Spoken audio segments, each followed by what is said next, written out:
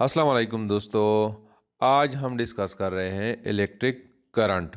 दोस्तों, electricity and magnetism के पहले लेक्चर में मैंने कहा था कि जब चार्जेस रेस्ट में होते हैं तो उसकी खास इफ़ेक्ट्स होते हैं, लेकिन जब चार्जेस मोशन में होते हैं तो उसकी फिर अलग टाइप की इफ़ेक्ट्स होते हैं। तो चार्जेस को हमने अब तक जो पढ़ा है वो रेस्ट की सूरत में हमने उसको पढ़ा है, उसके इफ़ेक्ट्स को हम पढ़ चुके हैं। तो आज के लेक्चर में हम चार्जेस को पढ़ेंगे when they are in motions. तो दोस्तों, जब चार्जेस फ्लो करते हैं तो फ्लो ऑफ चार्जेस को हम इलेक्ट्रिक करंट कहते हैं। और इलेक्ट्रिक करंट जो है it works as a medium to transfer the electrical energy from one point to another point. हम इन अदर वर्ड्स ये कह सकते हैं कि इलेक्ट्रिक करंट जो है ये मीडियम का काम करता है to transfer the energy from one point to another point. वो कैसे? इसके लिए हम एग्जांपल लेते हैं हाइड्रो पावर प्लांट की। जो आपको ये नज़र आ रहा है ये एक हाइड्रो पावर प्लांट है जहाँ पे इलेक्ट्रिसिटी जनरेट होती है। तो दोस्तों, ये वाटर रिजर्वायर है जो कि हाइट पे है, और यहाँ पे इस सूरत में इस वाटर के पास पोटेंशियल एनर्जी होती है। तो जब हम इस वाटर को फ्लो कराते हैं तो ये पोटेंशियल एनर्जी कन्वर्ट होती है इनटू इलेक्ट्रिकल एनर्जी। और यहाँ पे ये टरबाइन लगे हुए हैं। जब ये वाटर के मॉलिक्यूल इस टरबाइन के साथ टकराते हैं तो काइनेटिक एनर्जी कन्वर्ट होती है इनटू इलेक्ट्रिकल एनर्जी। चूँकि ये टरबाइन कनेक्टेड है टू द जनरेटर, और ये जनरेटर जो है कनेक्टेड है टू द ट्रांसफार्मर, और ये ट्रांसफार्मर से हमारे घरों तक जो है वो इलेक्ट्रिसिटी आ जाती है। तो दोस्तों, यहाँ पे अगर हम गौर करें, यहाँ पे दो चीज़ें होती है। यहाँ पे एक तो ये कि पोटेंशियल एनर्जी काइनेटिक एनर्जी में कन्वर्ट हो गई है, और दूसरी बात ये कि एनर्जी ट्रांसफ़र हो रही है। वाटर के मॉलिक्यूल्स जो है it works as a medium to transfer the energy. तो दोस्तों, इस सूरत में दो चीज़ें जो है बहुत ज़रूरी है।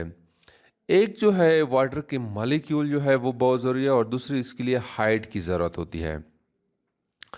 तो जब पानी के मॉलिक्यूल्स हो यानी वाटर हो और वो हाइट पे हो तो तब जाके हम एक एनर्जी की फॉर्म को दूसरे एनर्जी में कन्वर्ट कर सकते हैं, यानी इलेक्ट्रिकल एनर्जी को हम प्रोड्यूस कर सकते हैं। तो यहाँ से एनर्जी ट्रांसफ़र हो रही है थ्रू वाटर मॉलिक्यूल यहाँ तक। तो दोस्तों, सिमिलरली इलेक्ट्रिकल एनर्जी, जब हमारे घरों में हमें इलेक्ट्रिकल एनर्जी चाहिए होती है तो वो एनर्जी हमें ग्रिड से आती है। जैसे कि यहाँ पे ये एनर्जी प्रोड्यूस हो गई है, अब ये एनर्जी हमारे घरों तक कैसे ट्रांसफ़र होगी? तो इसके लिए हम इस सिस्टम को यानी इस ट्रांसफार्मर को हम कनेक्ट करते हैं टू द कंडक्टर। ये एक कंडक्टर लगा हुआ है, और हमें पता है कंडक्टर में फ्री इलेक्ट्रॉन्स होते हैं। जब ये कंडक्टर इस ट्रांसफार्मर के साथ कनेक्टेड ना हो तो उस सूरत में फ्री इलेक्ट्रॉन्स रैंडमली मूव करते हैं, they are moving in random direction. लेकिन यहाँ पे एक दफ़ा इलेक्ट्रिकल एनर्जी प्रोड्यूस हो गई है, हम इसको कनेक्ट करते हैं तो ये इलेक्ट्रॉन जो है वो एक ख़ास सिमत में मोशन शुरू करती है। तो जब ये मोशन करती है तो या इट मीन्स कि यहाँ से एनर्जी जो है वो इलेक्ट्रॉन के थ्रू हमारे घरों तक जो है वो ट्रांसफ़र होती है। तो इसी वजह से हम कह सकते हैं कि electric current is a medium to move the electrical energy from one location to another location. इस फ्लो ऑफ इलेक्ट्रॉन को हम करंट कहते हैं, और it works as a medium to transfer the energy from one location to another location. तो current की definition हम यूँ करते हैं कि the rate of flow of charge is called electric current, और इसको हम रिप्रेजेंट करते हैं आई से।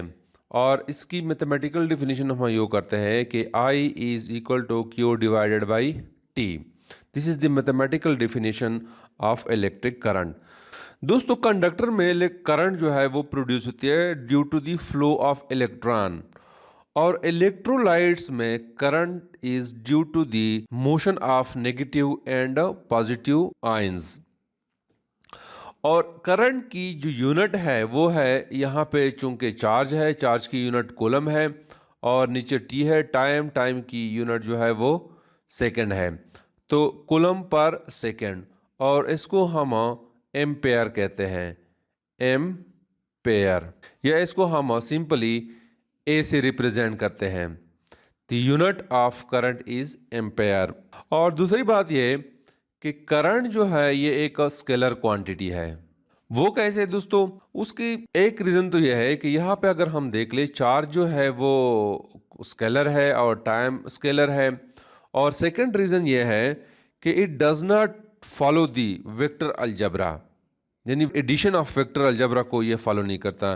फॉर एग्जांपल, अगर मैं कहूँ कि यहाँ से एक वायर है, इसमें करंट जो है वो 2 एम्पेयर का करंट है, और एक वायर जो है ये है, ये यहाँ पे भी 2 एम्पेयर का करंट है, ये दोनों कनेक्टेड है टू ईच अदर, और इसके दरमियान कुछ एंगल है, लेट सपोज मैं कहता हूँ कि 60 डिग्री एंगल है, और इसका रिजल्टेंट जो है बनेगा, इस वायर में अगर करंट जो है मैं कहूँ कि वो 3 एम्पेयर है, तो रिजल्टेंट विल बी 5 एम्पेयर।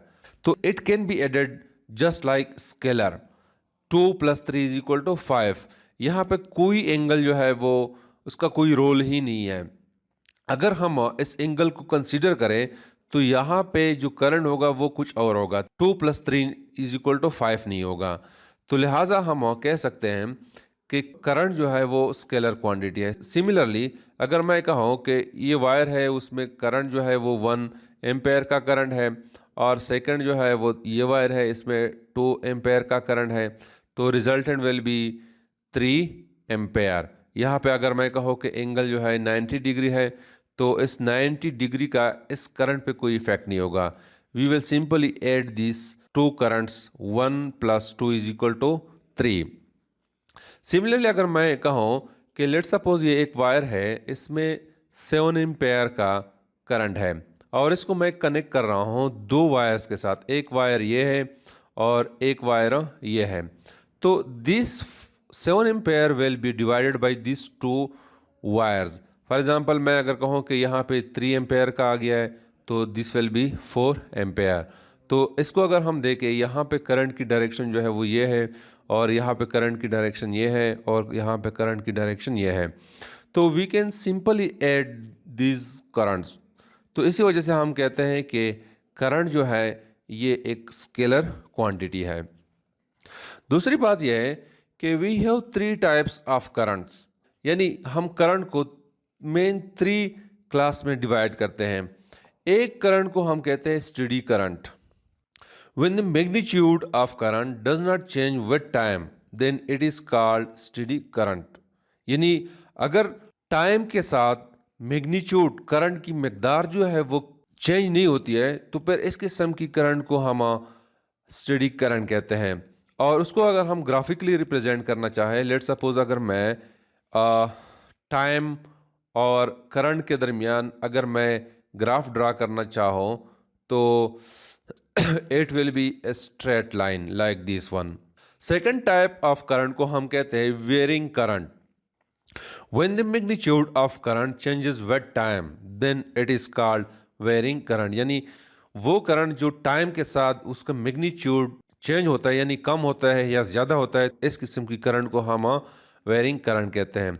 और अगर उसको हम ग्राफिकली रिप्रेजेंट करना चाहें, तो उसका ग्राफ जो है हमारे पास यूँ बनेगा लाइक दिस वन। तो यहाँ पे अगर हम इस ग्राफ को देखें, इसमें करंट जो है वो कांस्टेंट नहीं है। थर्ड टाइप ऑफ करंट जो है उसको हम कहते हैं अल्टरनेटिंग करंट, यानी एसी।